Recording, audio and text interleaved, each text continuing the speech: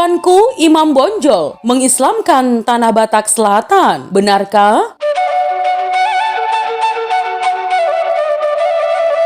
Ya, Perang Padri merupakan peperangan yang terjadi di Sumatera Barat, tepatnya di wilayah Kerajaan Pangaruyung pada 1803 sampai 1838. Ya, Perang Padri awalnya terjadi karena adanya perbedaan prinsip mengenai agama antara kaum Padri dengan kaum adat. Namun, lama-lama Perang Padri menjadi perjuangan melawan penjajah Belanda karena kaum Padri dan kaum adat bergabung menjadi satu perjuangan melawan Belanda.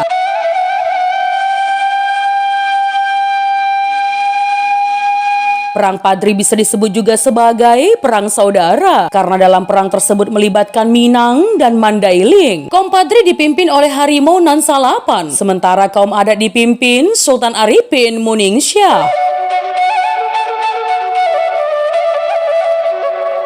Dalam buku sejarah Indonesia modern 1200-2004 atau 2005, karya Merle Kelvin Reclep, gerakan pembaharuan Islam tersebut dikenal sebagai Gerakan Padri karena mereka telah menunaikan ibadah haji di Makkah. Suatu kelompok yang terdiri dari 3 orang haji kembali ke Minangkabau sekitar 1803 atau 1804. Mereka terilhami oleh penaklukan Makkah oleh kaum pembaharu. Kemudian mereka ingin memperbaharui masyarakat Minangkabau. Pimpinan-pimpinan utama kaum Padri diberi gelar kehormatan Minangkabau untuk pada guru agama, yakni Tuanku.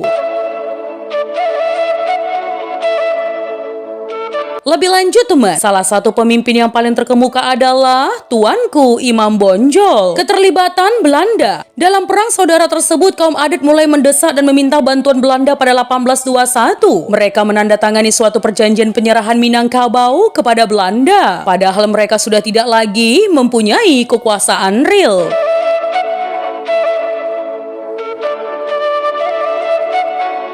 Tak lama itu serangan pertama Belanda dilakukan kepada kaum Padri. Serangan tersebut mampu memukul mundur kaum Padri keluar dari Pagaruyung. Kemudian Belanda membangun benteng pertahanan di Batu Sangkar dengan nama Fort Van der Kapellen. Sementara itu, kaum Padri menyusun strategi dan kekuatan di Lintau. Pada 1822, pasukan Belanda yang dipimpin Kapten Govinet oleh kaum Padri. Dalam peristiwa itu, Kapten Govinet terluka dan tewas. Pada September 1822, Belanda kembali ke Batu Sangkar setelah tertekan oleh serangan kaum Padri yang dipimpin Tuanku Nan Renceh. Namun keterlibatan Belanda membuat keadaan semakin kacau dan rumit. Ya, karena Belanda malah ikut mencampuri kaum adat. Pada 1833, kaum adat bergabung dengan kaum Padri dan bersama-sama berjuang melawan Belanda. Pada 1837, kota Bonjol yang berbenteng akhirnya dapat direbut. Namun teman, Tuanku Bonjol mampu melarikan diri, tapi kemudian menyerah. Selanjutnya Tuanku Imam Bonjol diasingkan ke Priangan, kemudian Ambon, dan akhirnya Manado.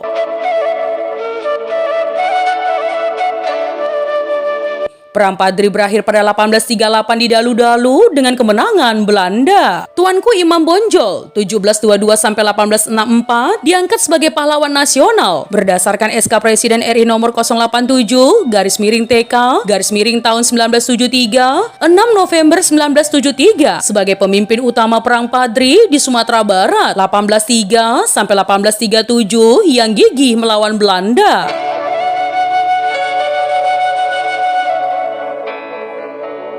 Meski begitu, gelar kepahlawanannya sempat digugat lantaran dituduh melanggar HAM. Ia menewaskan jutaan orang selama invasi Tanah Batak 1816-1833. Lebih lanjut teman, kekejaman Padri disorot dengan diterbitkannya buku MO Perlindungan. Pongki nenggol-golan sinambela gelar Tuanku Rao. Teror agama Islam mazhab Hambali di Tanah Batak 1816-1833 atau 2006. Dan karya Basiral Hamidi Harahap, Greget Tuanku Rao 2007.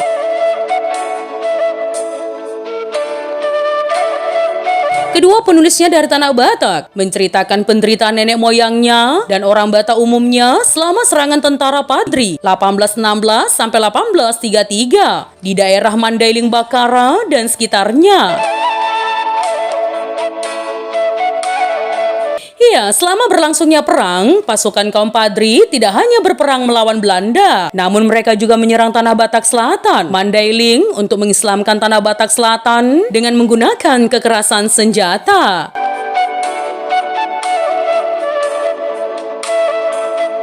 Nah teman, itu tadi adalah Tuanku Imam Bonjol mengislamkan Tanah Batak Selatan. Benarkah? Jika ada kesalahan dalam penyampaian informasi, mohon dimaafkan ya teman. Untuk kritik dan saran yang membangun, langsung saja tinggalkan di kolom komentar.